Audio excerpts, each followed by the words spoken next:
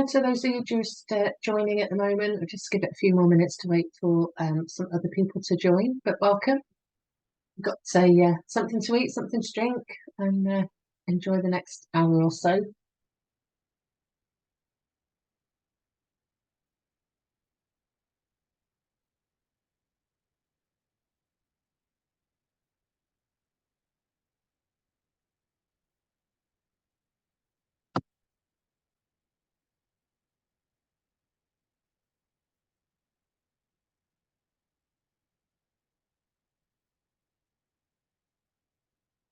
Just a few more people joining at the moment. We'll give it a couple more minutes.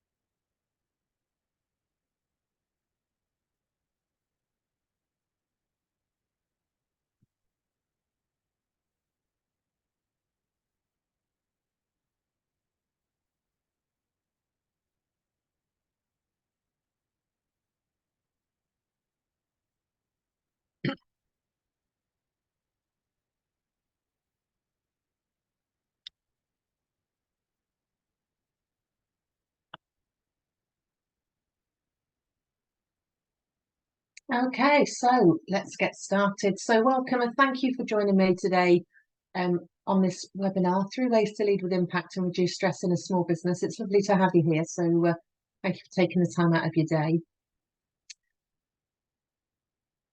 Before we start, it would be great if you could just pop into the Q&A an introduction. So say hello, tell us what you do, who you are, and what you're looking to get out of the session. That would be really helpful for me, just in terms of kind of tailoring, excuse me, tailoring the content that I've got. So if you wouldn't mind just saying who you are, what you do, and what you want to get out of the session, that would be amazing.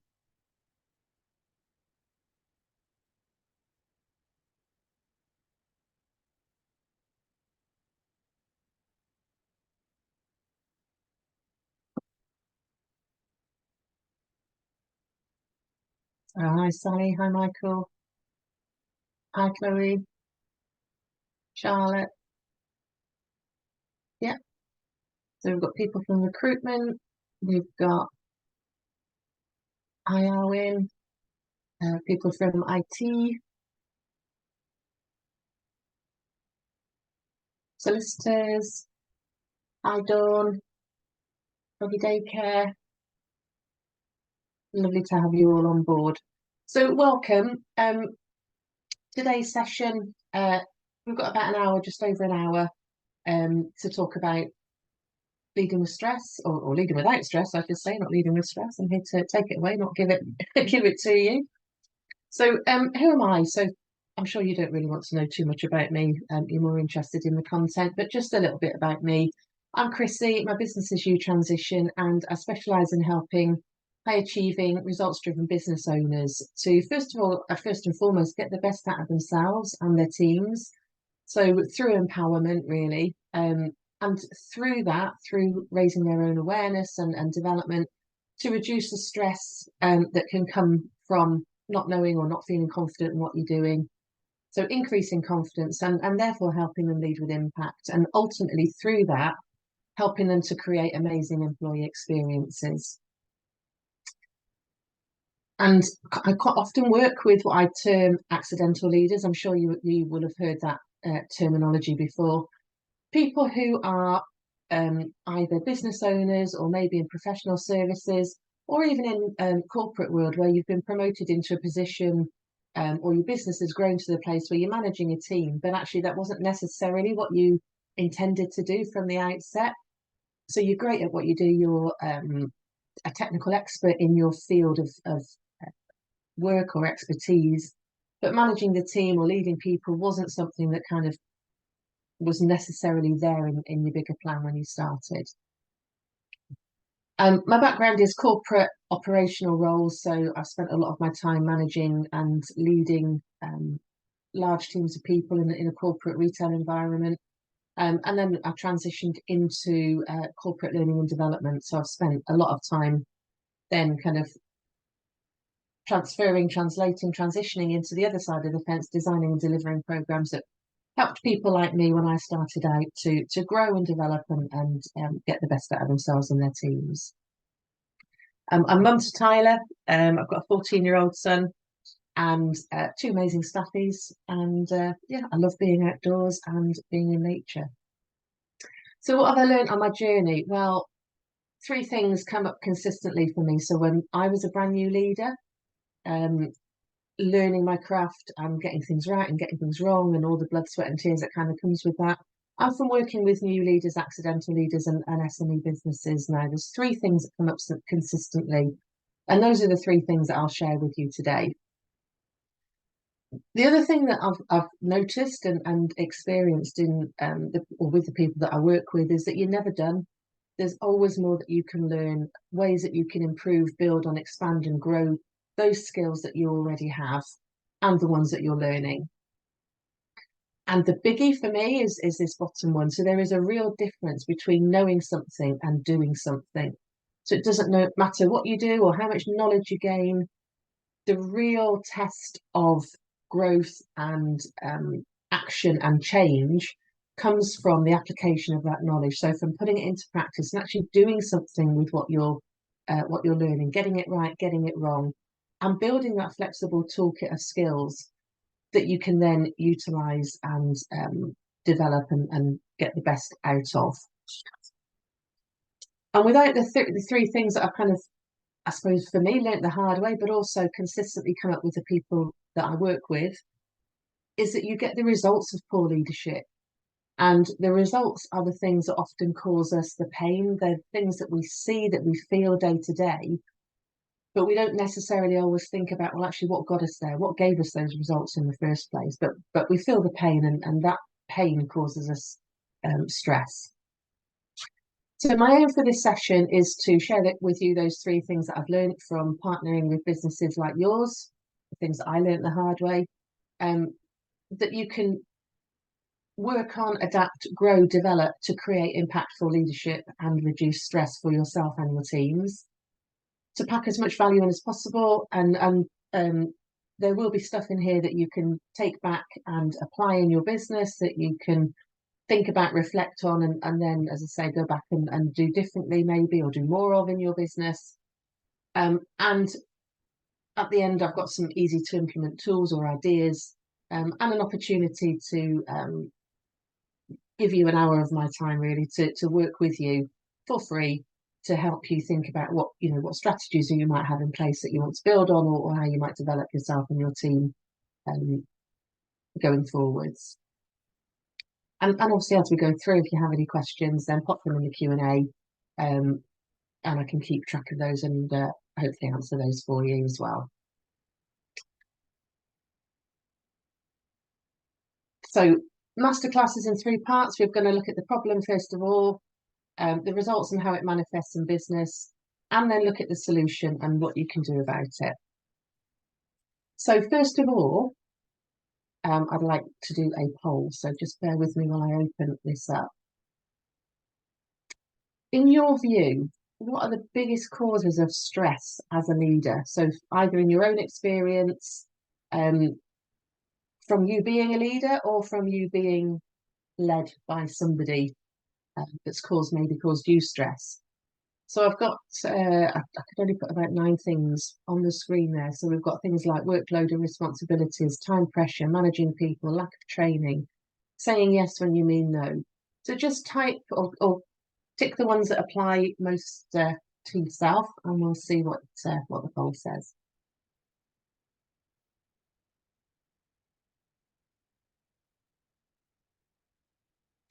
So we've got time pressure coming through, managing people, trying to control things that you can't control.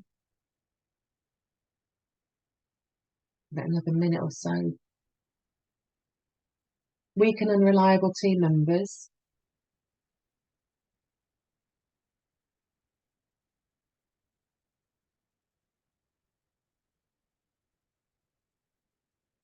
Workload and yeah. So we've got the main, the biggies coming through here are workload and responsibilities, time pressure, managing people, and weak and unreliable team members. So that's brilliant. Thank you for sharing. And I'm sure there were many other things that I could have added to that list had I been allowed to, add those to the poll questions. I'm sure there's many things that you've come across as part of the work that you do or people that you've worked for. So 5 biggest mistakes that I see the businesses that I work with making, and certainly I was guilty of this when I was a brand new leader, is lack of awareness. So lack of awareness about your own mindset, behaviours and skill sets and the impact that they have within your own business. So not really understanding the impact, positively or negatively, that I am having on the people that work for me or alongside me. And an assumption that because I'm good at what I do, so I'm a good solicitor or I'm, a fantastic solicitor, or but for me it was a retail store manager, or I'm great at what I do, the technical aspect of my job, that I therefore must automatically be great at how I do that, how I put it into practice and how I lead, inspire and motivate my people. A lack of joined up approaches is the next one. So planning for business growth in very tactical and tangible terms that doesn't actually include planning people growth alongside it. So if we don't plan for the growth and the stretch and the development of ourselves and our teams, then that business growth will only go so far. We can only do things at a business level to the capacity of the development or the capability of the people within it. And at a certain point, we'll find that it's either us or us and our team that is holding the business back from growing forward if we haven't planned that people growth alongside it. And then there's a lack of understanding about the tangible business consequences that show up because of poor leadership. So we quite often look at things like absence or sickness or high turnover, and we try and fix those problems. We fix the kind of the symptoms, not the cause. So we don't often look at, so why have I got a high sickness, or why have I got high absence, or why have I got a high disengagement in my team, and what am I going to do about that? We just look at, well, 3 people have left, so I need to replace 3 people, or 3 people have left, so I'm just going to replace that with 1, or whatever it is. And we don't consider the whole employee experience. So that whole journey from before I've even joined the business. So I'm just a potential person that could apply for a role within your business. We don't think about what that whole journey looks like, feels like, and is experienced as, from, applying, coming in for interview, the whole recruitment process, the whole onboarding process. And then if I'm, successful and I enjoy it and I stay in the business, what that experience is like as an employee, and what my opportunities are then to develop and grow and stretch within the business. And the biggie of all is using time as an excuse to not do anything. I'm too busy. I've got too much to do. I'll do it tomorrow. I'll do it next week. I'll do it when I've got time. And do you know what? We all have the same amount of time and hours in a day, in a week, in a year. It's how we choose to use that time that will make us more or less effective compared to another business or another leader. So kind of wrapped all around that, I think I said this in the workshop or webinar descriptions, is that Tony Robbins is accredited as kind of saying that the biggest stranglehold of a business is the mindset of the business owner. And the thing that holds us back, and in my experience personally and working with people, this is so true. So those 5 things on the screen there, I see time and time again.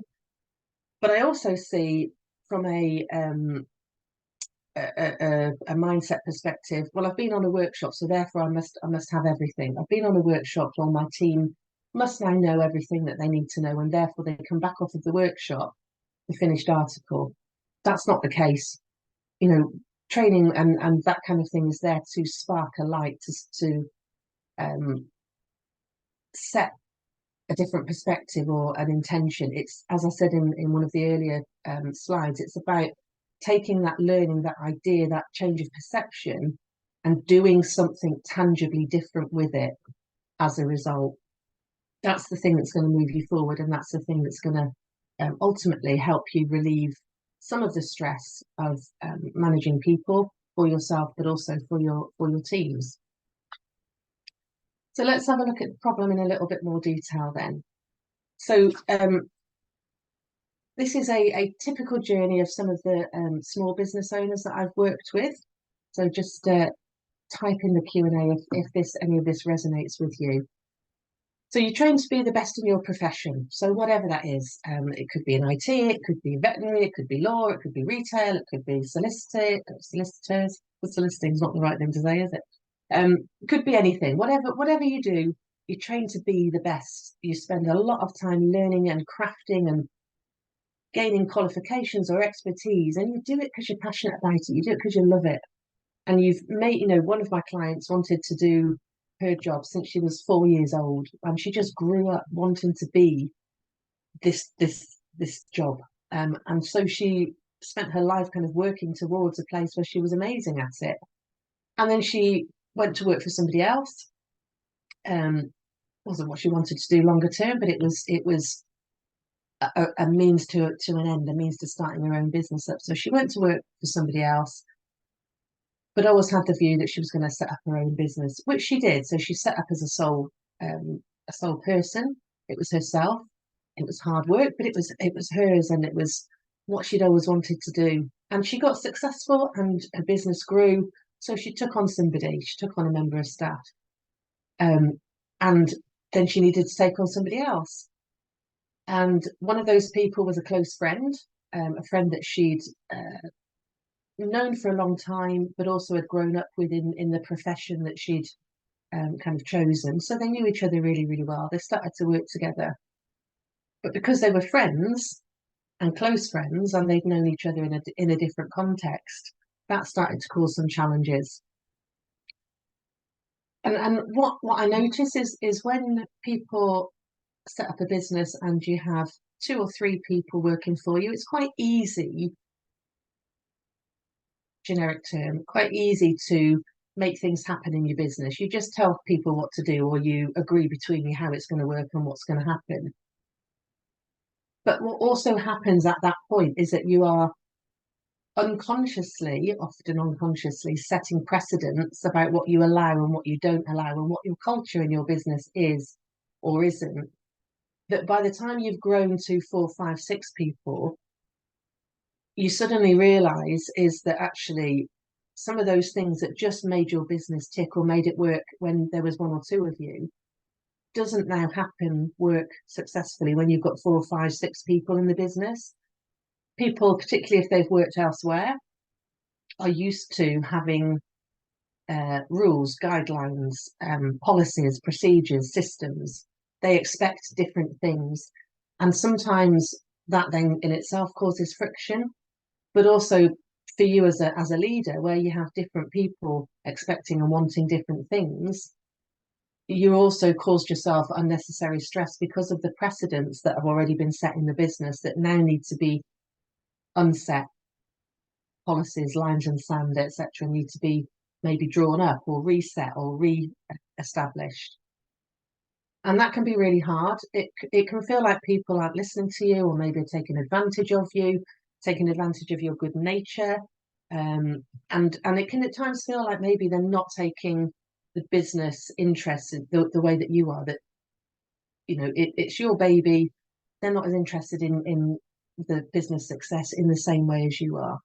And also, as your business grows, you've got employer stuff to do. You've got business hat stuff to do, which takes you away from running the bit or doing the bits of the business that you probably set it up to do in the first place, that you really enjoyed doing as a solicitor or a vet or a IT consultant or whatever your profession is. And often people tell me that it's hard managing people. They find it stressful, and life was just easier when it was just them. And why couldn't it just be them again? And suddenly they get to a point where they realise that they are stressed, they're burnt out, they're overworked, overwhelmed sometimes, and they feel like the joy's been sucked out of the passion of their dream. And I get a similar story from people that are in bigger businesses as well. So those accidental leaders I spoke about earlier, where maybe they've been promoted because they were really, really good at the job that they did, really, really good in their technical expertise, and they got promoted because of that. And the promotion meant that they now are managing a team of people that actually they didn't set out to manage, or didn't necessarily want to manage, but they get put into that position because of the expertise and the skill sets that they have in their previous job. And then they get left, they don't get trained, they don't get developed in terms of managing and leading people. So that in and of itself is a different skill set, is a different perspective.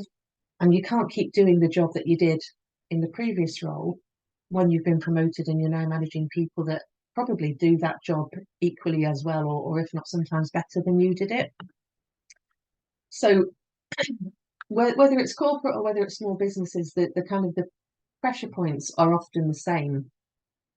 So just pop a yes or a thumbs up in the chat or in the Q&A if that what I've said there kind of resonates with you.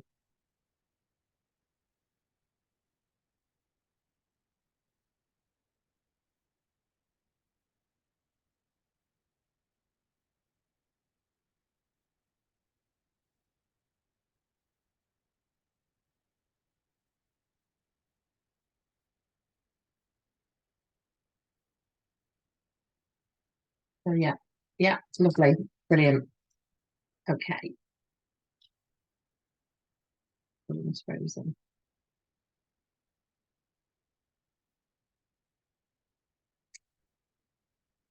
Okay, so and then on top of that, we've got the three biggest people challenges that I see post-COVID. So we've got, screen's frozen again, do bear with me. People reevaluating their roles and what they want from work as a result of the last 2 years, 3 years, and what has been termed the Great Resignation. So people choosing to leave the maybe the career that they've had for a long time. A shortage of people that are ready and able to step up into those vacated leadership and management positions, including attracting and engaging and retaining the next generation of leaders into your business. And particularly in places like hospitality, retail, that's been very noticeable. And then we've got an expectation that wasn't there before COVID, about working in a hybrid environment. So people want to work from home, they want more flexibility, they want choice in terms of what they work and where they work and when they work sometimes. And depending on your business, sometimes that's you're able to incorporate that, sometimes you're not. And it really does depend on what your business is all about. But managing people in a hybrid environment involves a different skill set, a different knowledge set, and a different competency transfer, as well as being able to,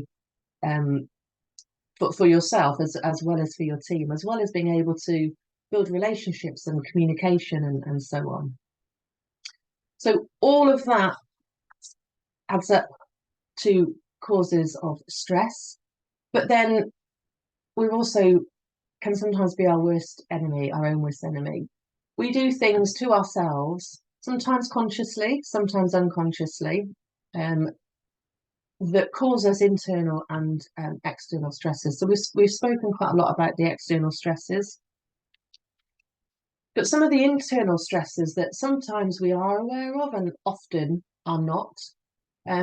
It is things like living out of sync with who you are. So when you are living outside of your authenticity, so when you're not being authentic to yourself, that can be hugely stressful. So knowing who you are and what you're about and where your values are and living in alignment with that really strengthens your resilience and strengthens your ability to cope with stress. When we're out of line with who we are, we're trying to be somebody we're not, or be a leader that we think people want us to be, or our bosses, or directors, or whatever want us to be. That can be hugely, hugely stressful. And over time, it's not sustainable. So what happens is that we cause ourselves burnout because we're constantly trying to be somebody that we're not. And then this is one that I find an awful lot with people that I work with, is the stress of saying yes when you really want to or ought to be saying no.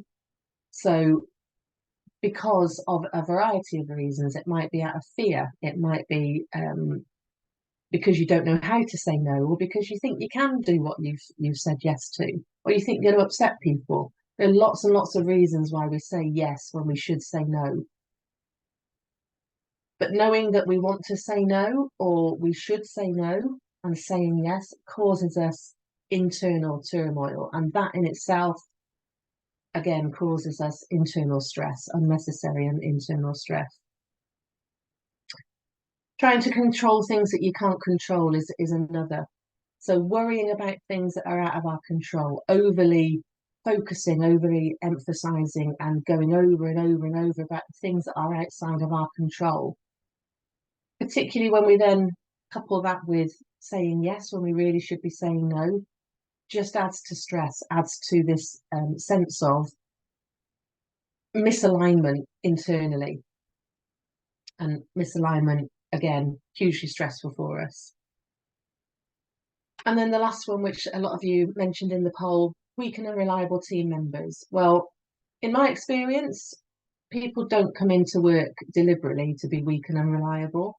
They come in with the best intentions. They come in to do a good job. They come in to do a great job. They come in to be, for the vast majority, great people, great team members. They want to do a good job. And often it's the culture of the business or the way that we manage or lead them that continues to support that they be weak and unreliable, because we don't have difficult conversations. We don't set objectives. We don't have difficult conversations where we hold people to account.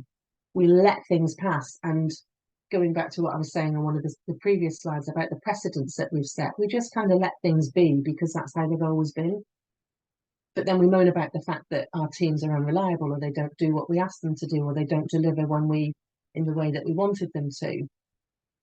And then we don't say anything to them. So that causes us stress. And then we get stressed because they're not delivering. And so we have a cycle that perpetuates, and it's not helpful to us as individuals, but equally it's not helpful to that team as well.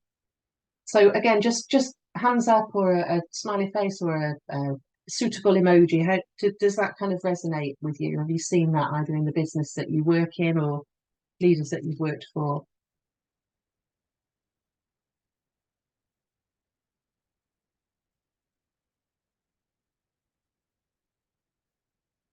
So yeah, this is so me, definitely. Lines are blurry, yeah, absolutely great. So I'm glad that's all resonating with you.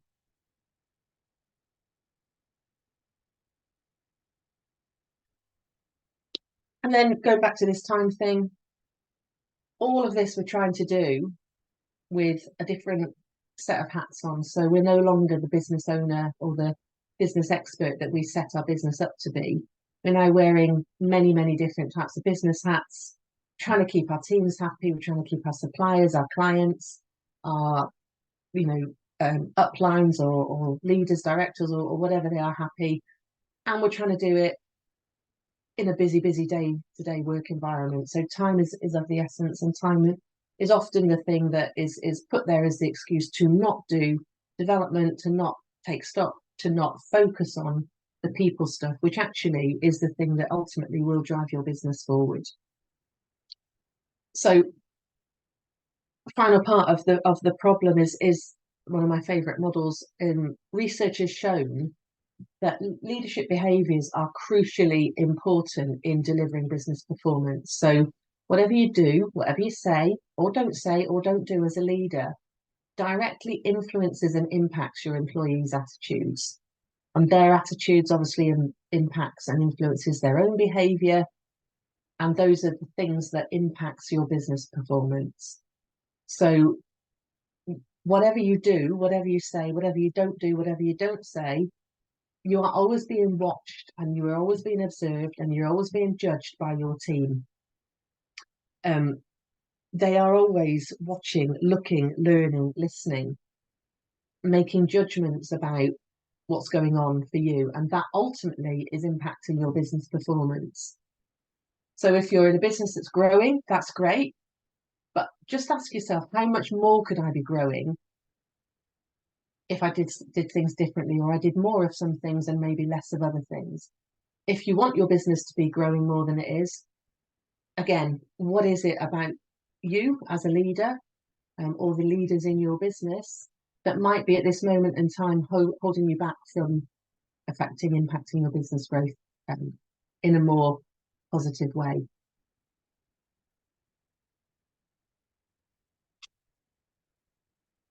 Okay. So the result of all of that, so lots of problems. What happens to us under stress? So just take a moment, and you don't have to share this in the chat, but if you do, that would be really appreciated. Just think of a time when you've been under stress at work. So all of those things that we've kind of spoken about already, when have you been under stress? What has been happening for you? And just have a think about what happened to your thinking, what happened to your actions, and what happened to your communication.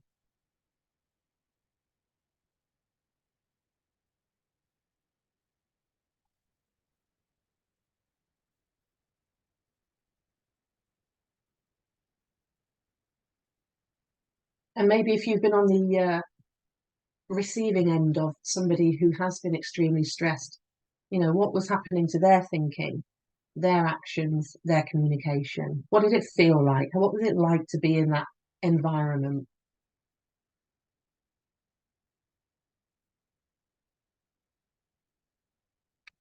So when we are stressed, we have one or all of these signs appear. So we very often will get a physical sign of stress. So we often will feel something before we consciously think about what's going on. We might get a knot in our stomach, or sweaty palms, or suddenly we might notice that our breathing has become more shallow, or we're talking more quickly, or our throat's really dry and we keep needing to clear our throat or take a drink, or um, maybe we can feel our heart beating quite hard or pounding in our chest. Have a think for you. So when, like in that example you've just thought about, what were the physical signs for you that were happening when you were stressed?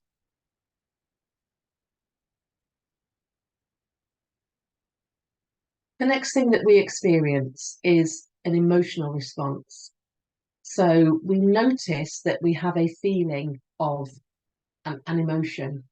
And depending on what it is that's causing the stress, it could be, one emotion, it could be several emotions. We might be fear, it might be anger, we might be upset, um, we might be just feeling really, really stressed or disappointed, or whatever it is. But again, for that example, think about what was the emotional sign that you were experiencing. And then the other thing that we notice is we have behavioural signs. So these might be things like, somebody says something, or we have a reaction and we just go quiet. Or we might get quite aggressive and start shouting or responding, and being quite aggressive in our response. We might raise our voice. We might leave the room. We might storm out. The behaviours that are going on are a response to the stress that is happening. So again, just for that example, think about your example. Was one of those things happening, or were all of those things happening? And it's quite normal for all of those things to be kind of happening at once. And what was the impact? So again, just think about, if I stormed out of the room, or if I started shouting, or if I went quiet, what was the impact of those behaviours on the situation or the team that I was working with?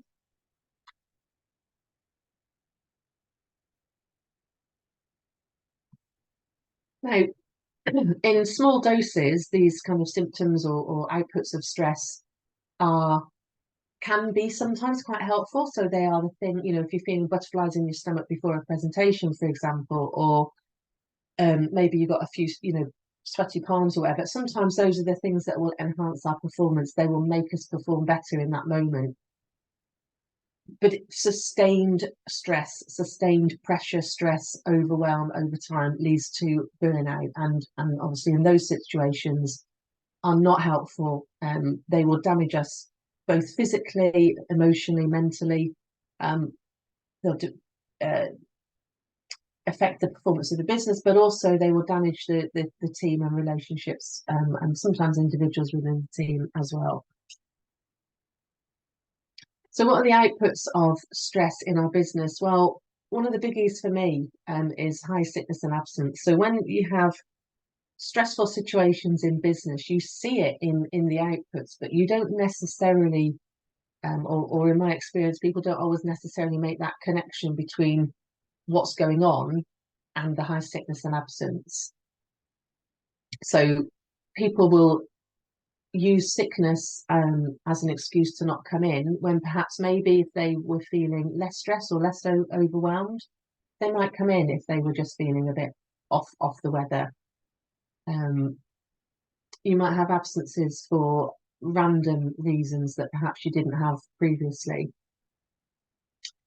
We get high staff turnover, people leaving, and often people leaving not long after they've joined us as well. So that's often, and not always, but often an indicator that the environment, the working environment, is not great. So it's a good opportunity to kind of reflect on and really think about what's going on in the business. Low morale. So you will hear it and feel it in the way that people are talking about what's going on in the business, the way that they support people or don't. Do they, finger point and blame? Do they feel undervalued? Are they always complaining? You'll often get people that only focus on the task. So we'll, kind of like that work to rule thing. We'll do the job and we'll only do the job, and we won't go over and above, which we probably will do and often will do when we're in a much happier place. That leads to a lack of productivity. So, obviously high sickness and absence contributes not only from the fact of people that are not there, the ones that are absent, but also from the people that are still in the business that now have to do the additional work that isn't being done by those that aren't in work. We've got leaders coping with overwhelm, working long hours, not taking breaks, always being on call, feeling like you maybe always have to check other people's work or be there just in case something doesn't get done. Teams not working well together. So you often in bigger businesses have, silo work where our team works and does our stuff and the next team works and does their stuff, but we don't work well together, don't communicate well together. And a lack of inclusivity. So people just not feeling part of the business, not feeling involved, not wanting to take part. And all of this leads to stress at an individual level. It leads to more stress for the manager, for the leader, but also for the team, for the people that work within your business. So again, just pop in the Q&A, thumbs up or a yes or a comment. Does any of what I've said there resonate with you?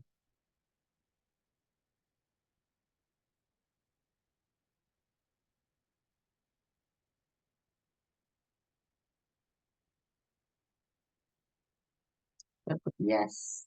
Yeah, absolutely. Yeah, lovely. So what I often see then, instead of people doing something about it, is what this little fella is doing on the screen here. Just going, okay, I haven't got time to deal with this right now. I'll deal with it tomorrow, or I'll deal with it next week. I will just keep doing what I'm doing and just hope that the problem goes away, or I hope that actually it will resolve itself, because I don't want to have that conversation. I don't want to face into that issue. I haven't got time for it now. I've got all this other stuff to do. I've got all this other business owner stuff to do. So I'll just keep doing what I'm doing, keep doing the same stuff over and over. And actually, the definition of madness, I think Einstein is credited with saying this, is that, keep doing the same thing over and over again and expecting a different result is the definition of madness. And yeah, Dawn, thank you. Yeah, to the point where I want to give up sometimes. Yeah, absolutely. So we end up with stressed employees and stressed leaders. So leaders who feel stuck, overwhelmed, overworked, underappreciated, inadequately compensated, with a time poor and poor work-life balance, and sometimes regretting the fact that they've started a business in the first place, which is really sad. And then we get employees with a lot of the same stresses, actually, a lot of the same feelings and emotions that we're feeling as business leaders. So, they are stressed and frustrated by the lack of inefficient management, the fact that they don't feel valued, that they don't feel trusted to do their job, that they're not appreciated, that they don't have a clear career progression or path for growth and stretch. And that doesn't necessarily have to be about promotion. It could be stretch within the role that they're doing, that they just want more responsibility or to feel more trusted, and that in turn helps them to feel more valued.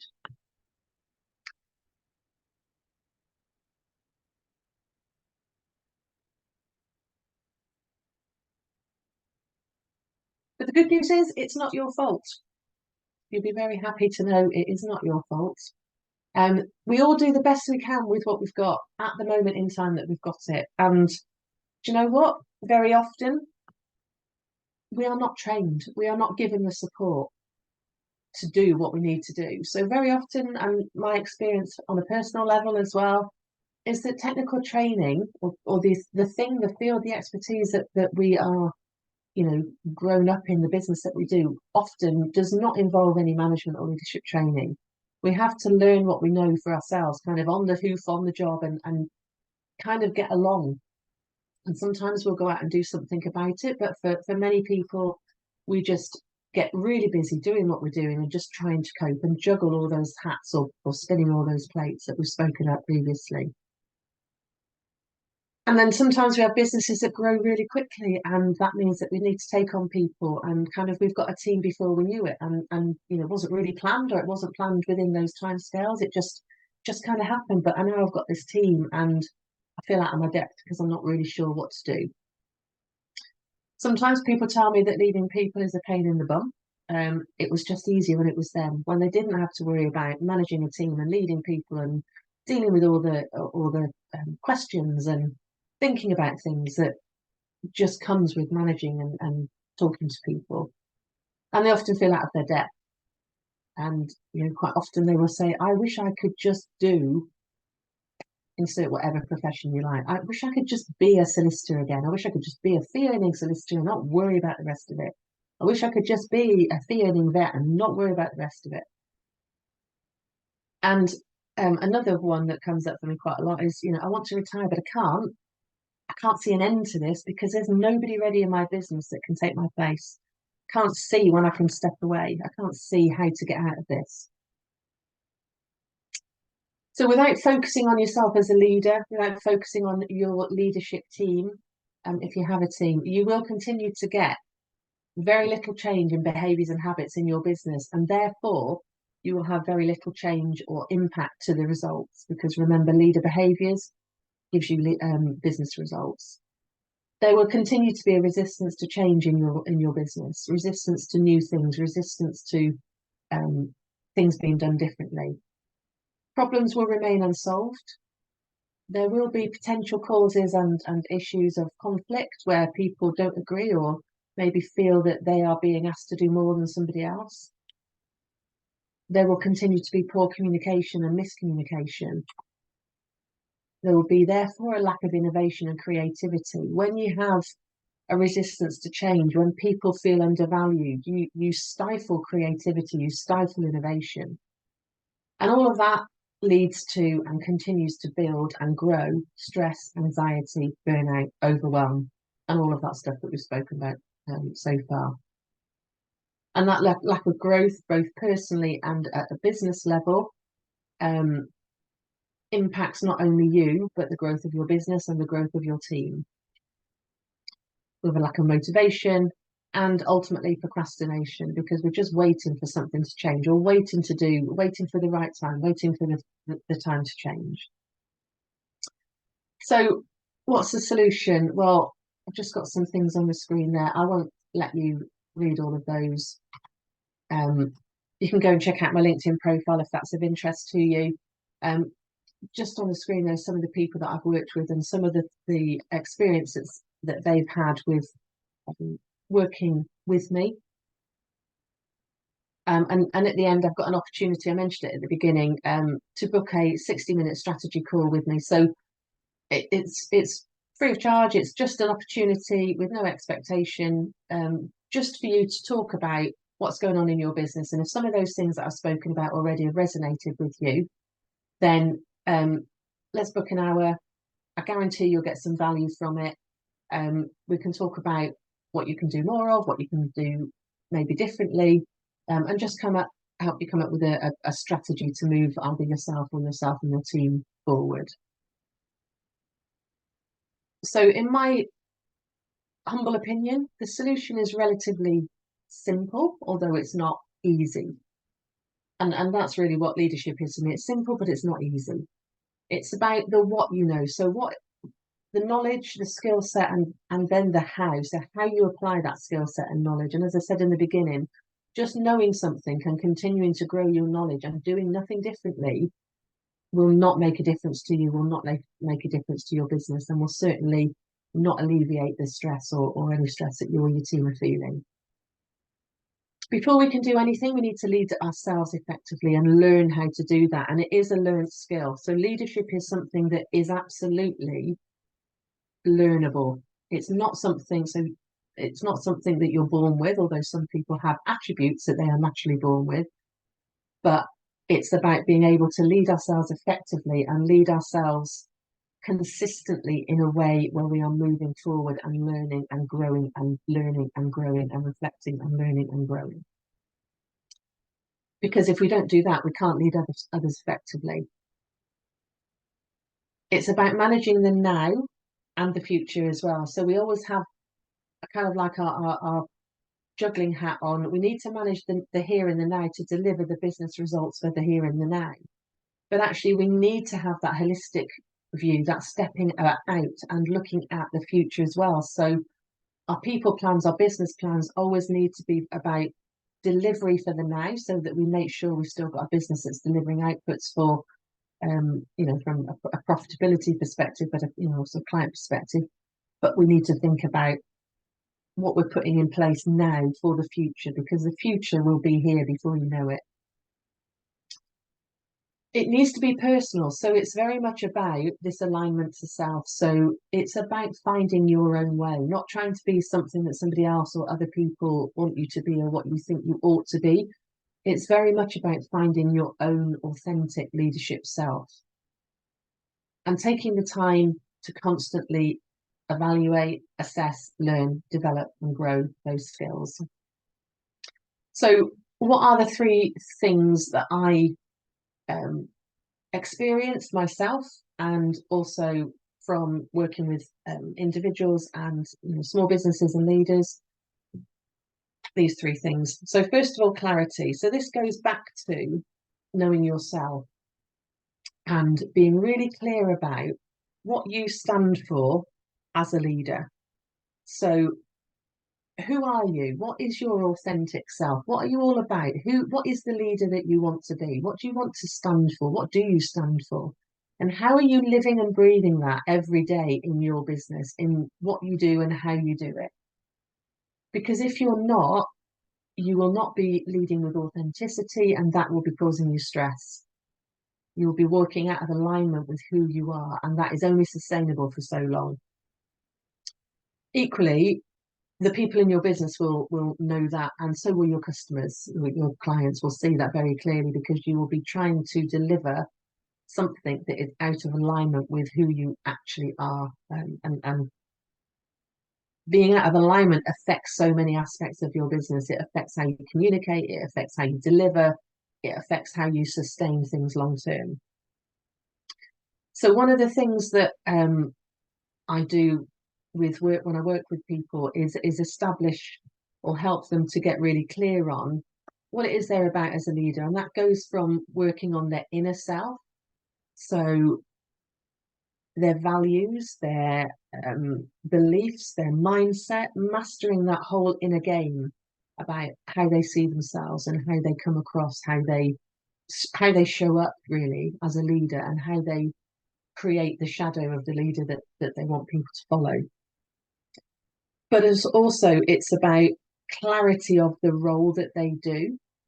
So when I mentioned earlier, some of the clients that I've worked with have been clients where they started off as a solicitor perhaps, and they were the only fee earning solicitor in their business, and then they've grown their business. Now their role is business development manager, and they're not actually doing a lot of the fee earning solicitor. So that's a different role.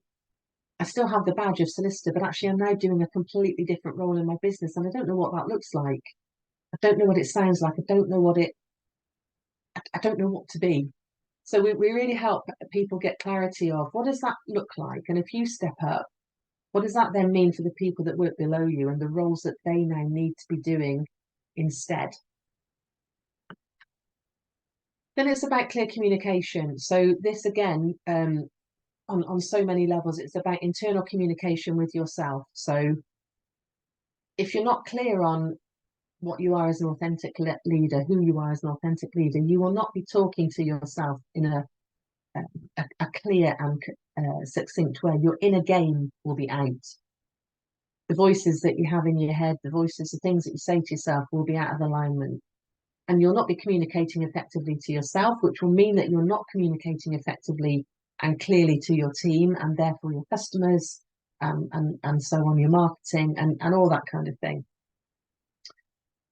It also means that the external communication that we put out to our business in things like maybe emails or notice boards or team meetings or whatever will be less clear, because we are not clear about, we don't have that clarity to start off with who we are and what we're about as individuals and business. And if we're not clear on that, and equally we are unable to help our team understand with clarity what they are here to deliver, we will not therefore be doing things like setting objectives with them and holding them to account for delivery, because we will not be having those conversations that tells them, giving them great feedback when they're doing a great job and praising and success stories and rewarding. We won't be doing all of that stuff. And equally, when they're not doing a great job, we won't be holding them to account, and we won't be holding them to higher standards or expectations of delivery. And if we're not doing that, all of that causes us stress. But equally, it causes our team stress as well, because ultimately, whilst they may not tell you they want it, people do want to know where they stand. They do want to know whether they're doing a good job or whether they're doing a poor job. And then in order to do all of those things, we need a set of flexible tools. So one of the things that I experience quite often is that people, leaders that I work with, and this was me when I set out in my career, I only had so many tools in my kit.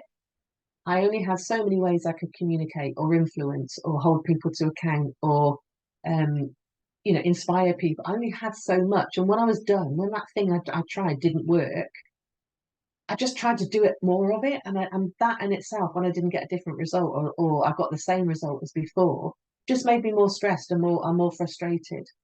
So the more tools you've got in your kit, the more flexibility you have of behaviour to try something. And if it works, great, do more of it. If it doesn't work, to be able to dip back into your toolkit and kind of go, okay, what else do I need to do? Or what could I do in addition? What could I do more of? It is really key in being able to then manage your own stress levels, but manage the performance of the team. And alongside of that flexibility and all of this is about developing your emotional intelligence. So one of the things that all development will do, if it's done well, is help you develop your emotional intelligence. And actually it's been proven that emotional intelligence is far more important in terms of leadership success and business success than it is our technical expertise and the kind of the practical operational knowledge skills that we have. So, just wanted to tell you about a couple of people. So, one of my clients, I can't share who they are, obviously, for confidentiality reasons. But one of my clients, a lady called Catherine, um, director in a business really successful, has grown to have 6 or 7 people in it. She has a plan that she wants to retire from the business in the next 10 years. So, not firmed up yet, but she knows she wants to step away. But actually, at this moment in time, there is nobody in a business that can step into that leadership position. Nobody that can take over that business and look after her baby for her in the way that she wanted it to. So what I've been doing with Catherine is she's actually gone through one of my leadership programs, and we've spent a lot of time focusing on the clarity aspect first of all. So what is her role now in the business? So as it stands as a 6, 7 people business, what is her role? What does it need to be in order for that business to keep growing? Because if she keeps doing what she's doing, she is going to be the thing that holds a business back, that stops it from moving forward. So what does that role look like? And then ultimately, what do the roles then look like of the people that are beneath her? And what does that structure need to be in order to, again, grow and support that business and help move it forward? Because there needs to be a slightly different structure in place. If Catherine is no longer doing the day job, then there's still a whole load of day job that needs to be done by somebody or some people. So how do you spread that out in your business, or how do you structure your business differently so you don't offload and overload people and therefore demotivate them, but you can create a structure that is sustainable for your business and will help develop, grow people, and therefore grow your business.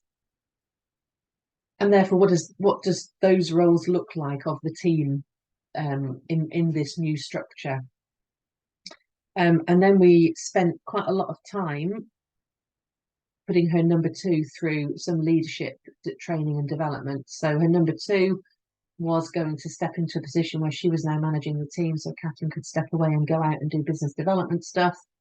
But her number 2 had absolutely no people skills. So it was, what are those skills that she needs in order to manage and lead the team on a day-to-day basis, but also with a view to potentially stepping up and taking over the business in the future. So we've spent a year working together so far, and we're now working in a slightly different way. But one of the things that Catherine said to me was that the main benefit of working with me was that so she's legal in the legal profession. Legal training gives them necessary skills to do the professional job, but doesn't equip in terms of management or leadership. And that's why sometimes lawyers make bad managers. So they really stepped up to the leadership challenges. And actually what she got in terms of benefits for her business was a clarity around the individual director strengths and potential behaviour blind spots and how to leverage those for effective working.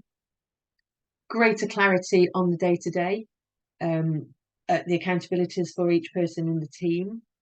They streamlined communication within their whole practice and accelerated the training timeframes for their paralegals. So instead of being 2 years out, they were able to put in a practice and a way of working that meant they could go in 6 monthly incremental stages, which means that in a much shorter period of time, she will have much more qualified lawyers in place, which obviously the more qualified lawyers she had will be much more beneficial for a business. Along with sort of other side benefits, there's more confidence, feeling less lonely as a business owner, having somebody else in the business that can shoulder that kind of burden of being a leader. And then I've got another client, Nathan, who I've just started working with. He is a operations director, so he's new to the role.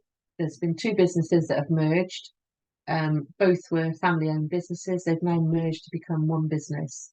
And Nathan's come in as the son of one of the business owners to be an operations director. So he's now managing 15 people and a couple of external contractors, and has never led a team of people before. So very senior role, not managed people at all, and just wants to get off on the best the best start really for himself, so that he does a good job from day one, but also gets the most out of his team. And what he's finding at the moment is that the time working with me is really helping him reflect on the impact that he has with his team and how he can be even more effective.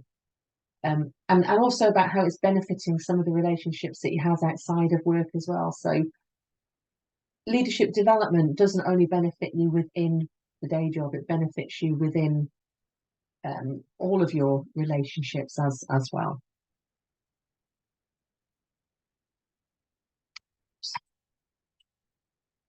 So I promised you some tools at the beginning. So one of the things that I help people with, and one of the things that you can obviously go out and find for yourselves, is a tool, an assessment tool. So I use something called Harrison Assessments, but there are lots and lots and lots of other personality or behavioural assessments out there, which will really help you to, and through working with a coach, get clarity about who you are and how to lead authentically.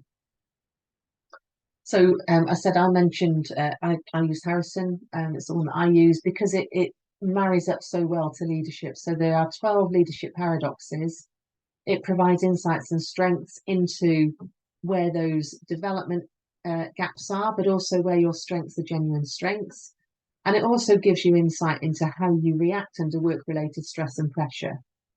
And then working with me, it's about identifying some of the things, some of the tools, the techniques that will help you learn how to mitigate that stress and be much more calm under work-related stress and pressure. We also spend time focusing on identifying values because your identity is very linked or closely linked to your values. So who you are and what you do. It's about your beliefs, your capabilities and behaviours. And if you're really clear on that, then what you will be able to do is, as I say, communicate more effectively. So one of the activities we do, and you can do this for yourself, is to just write down, you can, I can give you a sheet actually if anybody wants, just stick in the chat that you want a sheet and I can email it to you.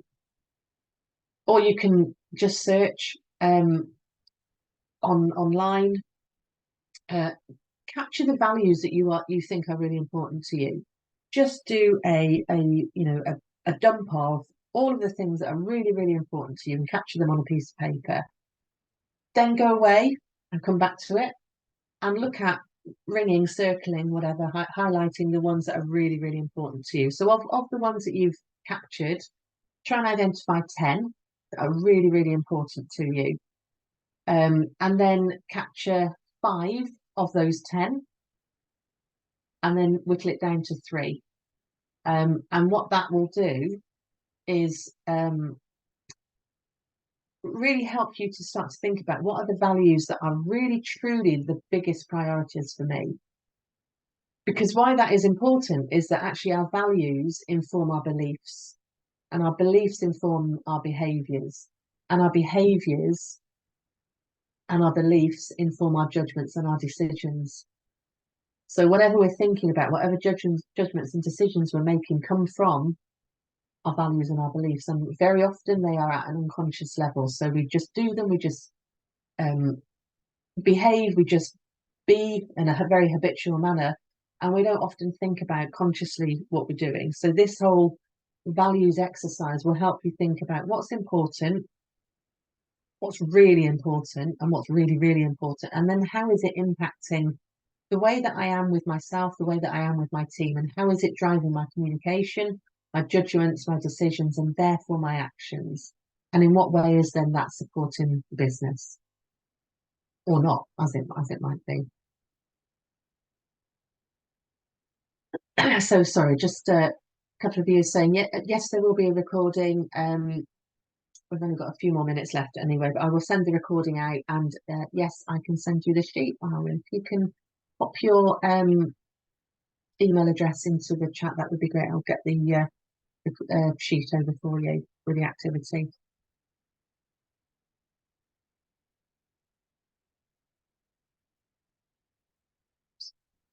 My screen's frozen. There we go. One of the next things that you can do, if in a moment in time you are feeling horrendously stressed, or you're feeling that you're going to blow, time is what will help bring you back down. And more importantly than time, it's breathing. So our breath is really important in controlling our emotional state and our state management. So if you are feeling really, really stressed, or like you're going to, as I say, blow your stack or whatever, take your hand, so spread it out like you can see on the screen, and then take your pointy finger of your other hand and start at the base of your thumb with your finger on the base of your thumb. And what you're going to do is slowly trace up your thumb. But as you trace up your thumb, you're going to inhale very slowly. When you get to the top of your thumb, you're going to stop for a second.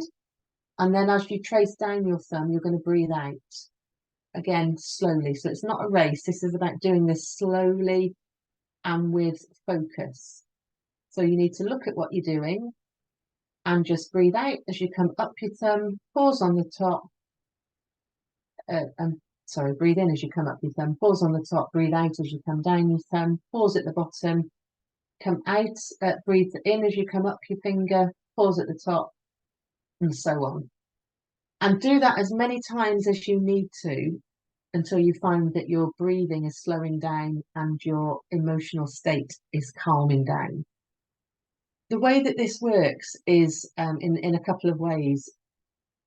The slower you're breathing, the calmer you will feel. So breathing, our breath work is really important to us in terms of managing stress and managing, as I say, our emotional state. The fact that you're touching your hand makes it kinesthetic. So it means that you are, through touch, causing a different sensation in your body. And because you are looking and touching and breathing, it's stopping your mind from racing through all of those thoughts that might have been going around, or those thoughts that might have been pinging off or challenging each other. So it takes away the noise, it takes away the clatter, and just allows you to focus on the present moment and the touch and the feel.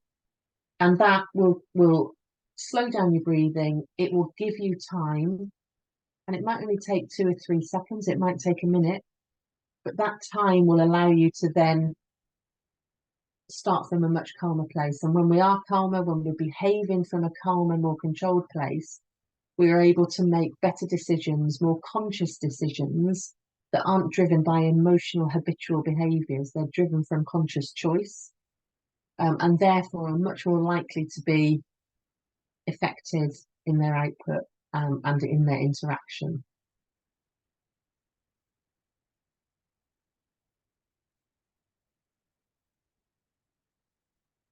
Okay. There are lots of other, sorry, the screen keeps freezing. There are lots of other breathing techniques as well. So feel free to kind of, Google or Bing or your thing of choice. There are lots and lots of breathing techniques, but breathing is the key to a lot of this in terms of managing that in the moment stress. One of the other things you can do, so some people have more of this, some people have less of it. So you will know yourself which one you are. Some people have a lot of inner talk. So the devil, the angel, good cop, bad cop, whatever you want to call it. Sometimes for some people, it's going off all the time. There's always a little voice in their head that's talking about, what should I do? What could I do? I should have done that. I couldn't have done that. I ought to, I will, I won't, I whatever. Sometimes it's their voice, sometimes it's somebody else's voice. Sometimes for some people, it only kicks off when you've done something wrong or it didn't go the way you wanted it to be. Some people are really good at the positive self-talk and not the negative, so the balance. Some are much more better at the negative talk and so on. You'll know which one is yours. But one of the things that I work with my clients on is very much mastering that inner game, that inner self-talk, because having a balance is helpful. Having an objective voice is helpful. having a subjective, emotional, critical, overly critical voice and only a critical voice is not helpful. It is stressful. It will harm and hinder our communication. It will harm and hinder our performance. So one of the tools that I use is to ask people to go away and notice. So when you are going about just doing what you're doing and you're noticing what you're noticing, what is it that you can hear yourself saying to yourself? And very often you will be crueler, more critical to yourself than you would ever be to anybody else. So the first thing is, if you can hear yourself saying something to yourself, just stop and say, would I say that to my best friend? Or would I say that to one of my colleagues if they just did exactly what I've just done?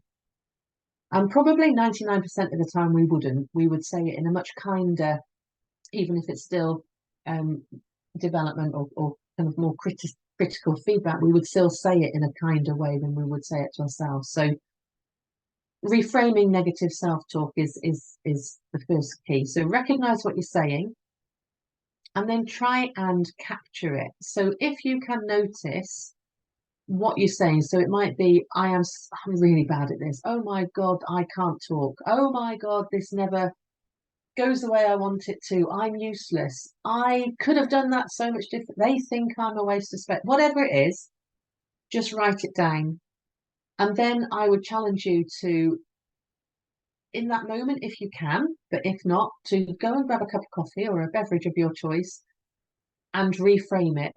So as you can see, there's some examples on the screen. I'm so bad at this might become, well, it didn't go to plan this time, but actually if I keep at it, I will improve. They'll never be stuck like me, or I suck. Well, I'll just be myself and it will be okay. I'm being true to me. I need to spend more time on it to succeed. Whatever the more positive thing is, and try and reframe your positive talk, because what will happen is over time you will start to notice the things you're saying to yourself as you're saying them, rather than what often happens within a self-talk is we're just so used to saying it, it's something that we don't even listen to, but it's kicking off at a subconscious level. And at a subconscious level, that's really dangerous because our subconscious is what drives our behaviour even more than our conscious. So that's when we start to behave in those habitual ways that are unhelpful and we just do what we're used to doing. Whereas writing it down, trying to reframe it will make it more conscious when you say it next time so that you can try and stop it in the moment or try and say something differently that is a more helpful thing to say for you. And over time, you can maybe start to then balance it out with, okay, so let's objectively look at what I might say to improve and what I would also say to support myself. So I've got that balance of this is working, this could be even better. Or I did this well, I would be even better if I did this. So it becomes more positively framed, even though it's about development and growth, rather than, well, I'm really bad at that. I'm rubbish at that. I'll never be any good at that. Oh, I suppose I did that right, maybe. Does that all make sense? Oops. So, to remove the causes of stress, clarity to lead with authenticity. You need to communicate authentically, and you need the authenticity to communicate effectively. And you need a varied and skilled toolkit to draw upon. So, just those of you that are still here, appreciate we're nearly at the end of the webinar. Just pop in the chat if that resonates with you.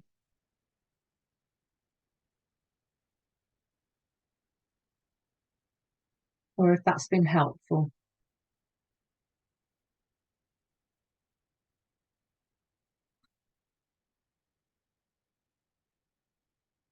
Okay, so at this point, you've got three choices. Admit that was really interesting and move on. And obviously, I will send those of you that have asked for the handouts or the exercises, obviously, I'll send you those. Or you might say, that's great. I'm going to go away and work on some things myself. I can figure it out as I go, also known as the hard way. Or you can do it with a route map, support, accountability, and get some help along the way. So every step of the way, work with me to help you get that support, that clarity, and the development that is bespoke to you. So not everybody will have the same needs, the same starting point. We've all got different experiences, different expectations, different wants out of a business. So as I mentioned earlier, I have got a leadership program. If you are interested, then it's an application call. So I've offered up front the hour free session. That is really about you. That is about your business, just talking through strategies, ideas, things that will be useful for you to help you and your team, your business move forward. The link is at the bottom there. In fact, it's not that link. Bear with me. I've got it on another screen. But the Impactful Leader Laboratory is a program that I am also happy to talk about if that's of interest to you. So it's an application call. It's 5 3-hour live and online workshop models over 5 weeks. You'll get recordings of the sessions. You'll get a workbook. You'll get me from support. And optional, the Harrison assessment is there if you want to know what your starting point is in terms of your own individual leadership strengths currently, development gaps, and your stresses under pressure. So I'll just run through those modules quickly. For those of you that are interested, the workshop is, the first module is all about understanding yourself. So as I said in the beginning, really understanding you as a leader is key to being able to do things differently with your team, because it impacts everything else. So we spend a lot of time exploring you as a leader, helping you understand your values, your beliefs, your authentic leadership self, working on your inner critic, and establishing those kind of behaviours that are helping or hindering at the moment, which are